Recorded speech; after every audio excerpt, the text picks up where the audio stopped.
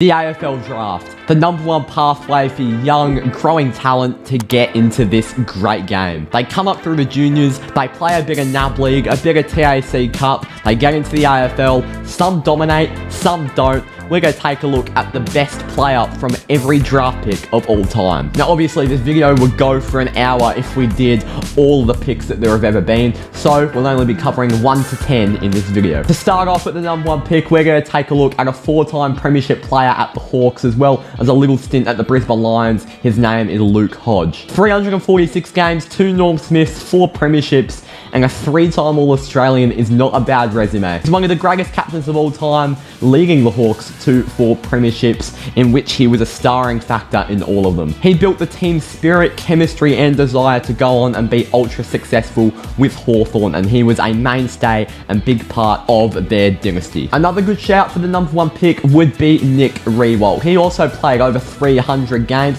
He was a 5-time All-Australian, and he won 6 St Kilda Best and Fairest. However, he didn't win a premiership, and when you win 4 and you win none, that's probably what separates the great from the best. Coming in at pick #2, a player that still plays to this day from 2007 to 2023, Trent Cotchin of Richmond. He's been through the hardships of the Tigers, but it was all finally worth it when he won his first premiership in 2017 and his second in 2019, as well as the third in 2020. He was a massive part of that Richmond dynasty, and still is if the Tigers can get back up there this year. He's played 234 games to date. You could definitely see him becoming a 300 game player, and while he has won a Brownlow medal, he hasn't always been the main star at the Tigers. He's kept that culture and winning attitude to a T to help Richmond be successful throughout these past 6 or so years. Another shout from the modern day era would be Jared Roughead. He won a Coleman medal, 2-time All-Australian, but Trent Cotchin gets the nod for me. Pick #3, some forget how good this man was at the West Coast Eagles, and in some of his days at the Blues he was a little bit shaky, but Chris Judd, you cannot dispute, is one of the game's greatest ever players. He burst onto the scene for the Eagles in 2002. He played just under 300 games and 2 Brownlows, a 6-time All-Australian, 5 West Coast Best and Fairest, and a premiership captain. It does not get much better than that from potentially a top 10 player of all time. Some would even put him in the top 5. There is a contender to take his spot, but he still has a little bit of work to do, in my opinion, to surpass him as the greatest ever #3 pick. Dusty does have 2 premierships. He has 2 Norm Smiths and a Brownlow, but Chris Judd just edges it for me. In at pick 4, another player who played in the West. He played for Fremantle, and his name's Matthew Pavlich, where he was drafted at pick #4 in the 1999 draft. He's played the 2nd most games ever for the Dockers. He's kicked the most goals ever for the Dockers, and he's a 6-time club best and fairest, as well as 6 All-Australians. He didn't get a premiership to his name, but name a Docker that did. Now it's a bit stiff not giving it to Peter Matera, who was also an absolutely phenomenal player for the West Coast Eagles, but in my opinion I feel like Pavlich made a bigger impact on the game and was the greater player overall. As well, a little bit of bias, I support the Dockers and I never got to see Peter Matera play. In at #5, it's Buddy Franklin. He's kicked 1,000 goals, he's a 2-time premiership player, 8 All-Australians, 4 Coleman medals. He's been 13 times the leading goal kicker of either Hawthorn or Sydney.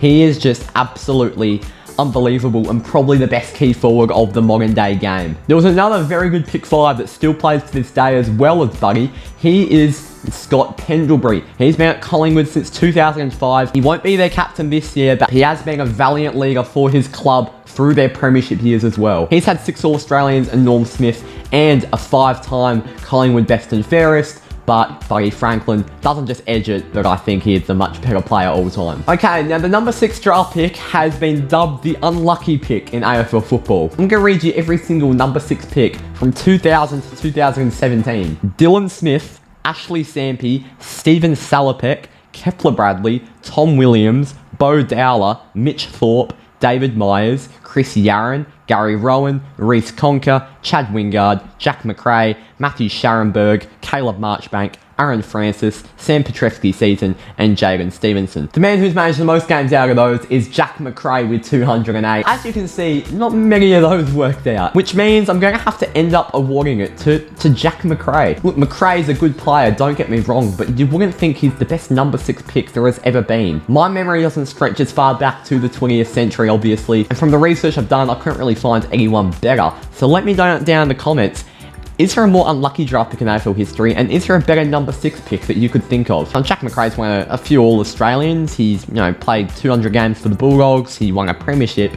But, it's just not what you expect. Back to superstardom and back to an all-time great that won a premiership in his last year, Joel Selwood for Geelong. He's won 4 premierships for the Cats. He's played over 300 games, 6-time All-Australian, 3-time best and fairest, and being a premiership captain in 2022 really just added a cherry on top. He's one of the game's most decorated players, and I still think will go down as one of the game's most underrated players as well. I still don't think he gets enough appreciation for how good he really was. Staying with the Geelong theme, at pick 8, Jimmy Bartel. He also played over 300 games. He won a Brownlow, which is the difference, and a Norm Smith medal. He won 3 flags with the Cats, and he's one of the most decorated Geelong players and AFL players we've ever seen. And also, again like Joel Selwood, very underrated. Now this is an interesting one. I've stuck between 2 players for the space at pick 9.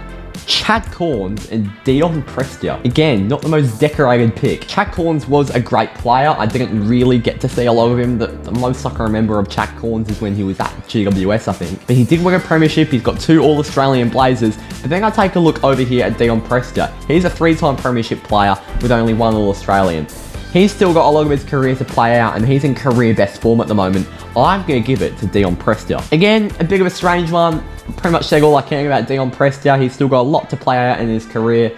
But, yeah, number 9, the most decorated pick ever. And last but not least, in the number 10 spot, we've got Patrick Dangerfield. He was a superstar at the Crows, he's a superstar at the Cats. There's no one that really ever comes close to him in this draft pick. Dangerfield's obviously played over 300 games now. He won his first premiership finally in 2022, which is great to see. He's one of the game's good guys. He's won a Brownlow medal. He's won a Lee Matthews trophy, won a Coach's Award, an 8-time All-Australian. He's unreal. He's absolutely unreal. Thank you all for watching this video. If I did miss a player, please let me know about it down in the comments. I'm interested to hear your feedback. If you could hit that subscribe button, it would really help out the channel in building towards this 2023 AFL season with heaps more content to come throughout this off season and even more during the footy season. Thank you all for watching, and I will see you all next time.